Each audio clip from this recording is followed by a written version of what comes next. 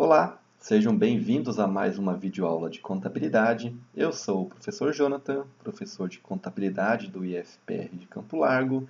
Nessa videoaula de hoje, nós continuaremos estudando o tema de estrutura do balanço patrimonial, porém, estudaremos especificamente a estrutura do passivo. Bom, assim como nós vimos na videoaula anterior que as contas do ativo são apresentadas no balanço patrimonial seguindo um critério específico, o mesmo acontece para as contas do passivo. Porém, no passivo, nós devemos observar dois critérios específicos para a apresentação das contas no balanço patrimonial. O primeiro critério é o prazo de vencimento da dívida, em que nós devemos apresentar primeiro aquelas dívidas que vencem antes e, por último, nós devemos apresentar aquelas dívidas que vencem mais tarde, aquelas dívidas que vencem lá no longo prazo. Porém, em muitas situações, nós temos dívidas que vencem num prazo relativamente próximo. Nesses casos, nós devemos adotar um critério adicional para classificar as contas dentro do passivo. Esse critério adicional é chamado de grau de exigibilidade. O que significa essa exigibilidade? É a prioridade de pagamento, é aquelas contas que a empresa é obrigada a pagar porque ela não consegue, por exemplo, renegociar a dívida com o credor da empresa. Então, por exemplo, uma conta de salários a pagar é uma conta que tem uma prioridade de pagamento, tem uma exigibilidade alta. Por quê? Porque a empresa deve fazer o pagamento no prazo, senão ela tem que pagar uma série de multas que a legislação impõe, assim como também prejudica a situação financeira dos empregados, certo? Então, quando nós falamos de grau de exigibilidade, nós devemos apresentar no passivo, lá no balanço patrimonial, primeiro aquelas contas que têm uma prioridade alta de pagamento e, por último, aquelas contas que têm uma prioridade baixa de pagamento, observando também o critério de prazo, tá ok? Bom, só para a título ilustrativo, então, como que fica aqui as nossas contas apresentadas dentro do passivo? Primeiro, nós apresentamos aquelas contas com prazo menor e alta exigibilidade. Depois, nós apresentamos aquelas contas com baixo prazo de pagamento, mas com uma exigibilidade média. E lá, por último, nós apresentamos aquelas contas que têm maior prazo e maior exigibilidade, aquelas dívidas que vencem mais tarde e que têm menor prioridade de pagamento. Observem aqui que dentro desse lado do passivo nós temos, por último, a conta de patrimônio líquido. O patrimônio líquido ela sempre será a última conta que nós apresentaremos nesse lado direito do balanço patrimonial, porque ela é dita como uma dívida que a empresa tem com os sócios, mas que não precisa ser paga. Então seria uma espécie de passivo não exigível, uma obrigação que não precisa ser paga. Tá? Por que ela não precisa ser paga? Porque no curso normal das atividades da empresa, os sócios não vão exigir o pagamento, o reembolso daquele dinheiro que eles investiram dentro da empresa. Porque a lógica do investimento que eles fizeram é justamente que a empresa apresente lucros, que ela cresça e com isso o patrimônio deles também cresça, que eles acabam recebendo lucros que a empresa gera no seu negócio. Então, exceto uma situação que a empresa está em processo de falência e liquidação, os sócios não vão exigir o dinheiro de volta que eles investiram na empresa. Aquele dinheiro que eu estou falando é o capital social que eles investiram dentro da empresa, certo? Por isso que nós apresentamos, então, o patrimônio líquido por último, tá? Bom, assim como o ativo ele é dividido em dois grupos de contas chamadas ativo circulante e ativo não circulante, o mesmo acontece para o passivo, que nós dividimos as contas também em dois grupos, chamadas de passivo circulante e passivo não circulante. No passivo circulante, nós vamos apresentar aquelas obrigações, aquelas dívidas que devem ser pagas em até 12 meses a partir da data do balanço patrimonial. Enquanto que no passivo não circulante, nós vamos apresentar aquelas dívidas que o vencimento dela é posterior a 12 meses a contar da data do balanço patrimonial, certo? Então, se nós temos uma dívida que vence em 6 meses, essa dívida deverá ser apresentada no passivo circulante da empresa. Agora, se nós temos uma dívida que vence no 13º mês, essa dívida ela será classificada no passivo não circulante.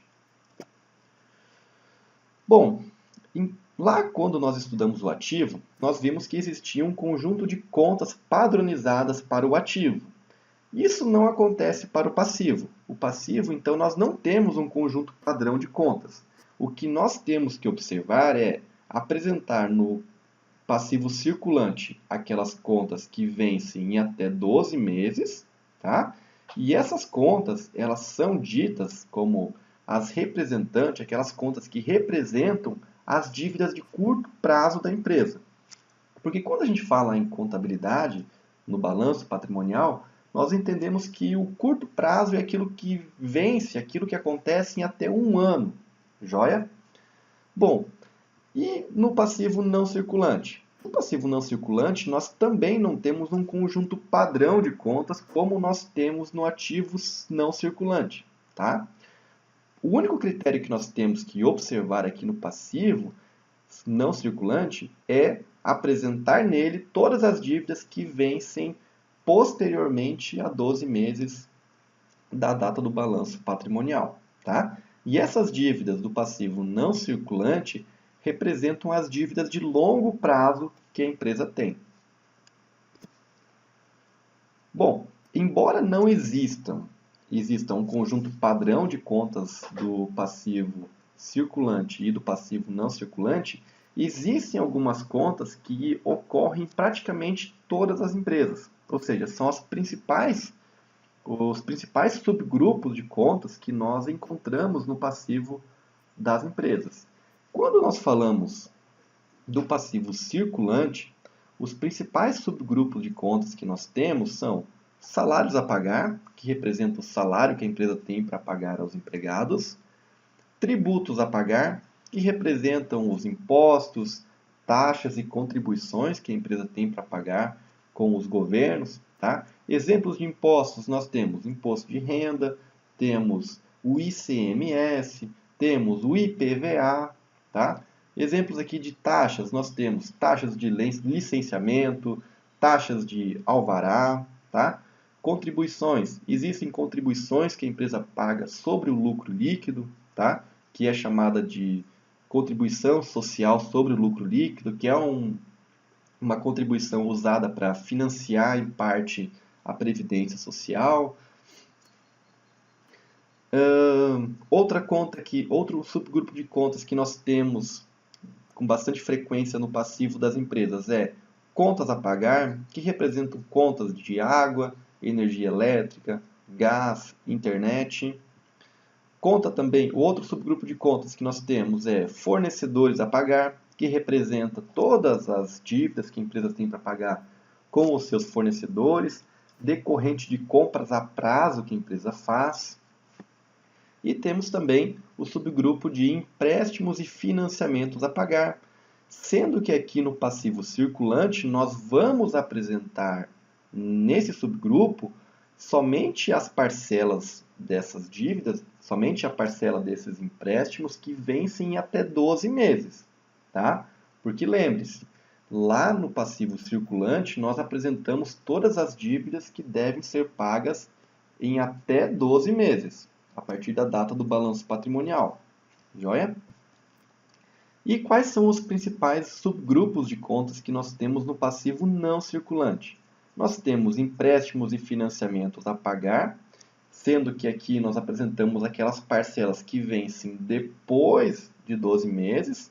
Tá? Então, seriam aqui somente aqueles empréstimos e financiamentos, aquelas parcelas que a empresa tem para pagar do 13º mês em diante. ou ainda outras obrigações que a empresa tem e que vencerão após 12 meses da data do balanço patrimonial. Então, por exemplo, se a empresa faz uma compra junto aos fornecedores e que o prazo de pagamento dessa dívida é de 3 anos, essa dívida com os fornecedores será apresentada aqui no passivo não circulante. Bom, uma situação que nós temos que prestar bastante atenção é em relação aos empréstimos e financiamentos que a empresa pega junto aos bancos e que o pagamento desses empréstimos é feito de forma parcelada. Por que nós temos que ter bastante atenção em relação a esses empréstimos e financiamentos?